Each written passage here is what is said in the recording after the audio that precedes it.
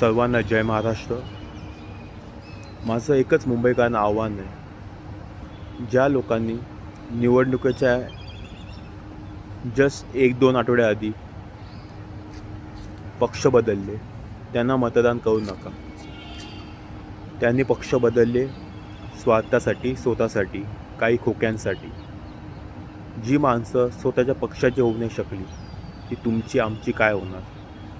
अशा लोकांना, अशा गद्दारांना पाडाच.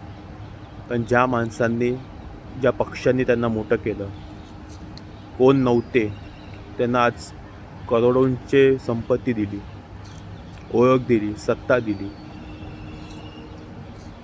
तेच लोक त्या पक्षाचे होऊ नाही शकले, त्या कार्यकर्त्यांचे होऊ नाही शकले, ते तुमचे आमचे काय होणार.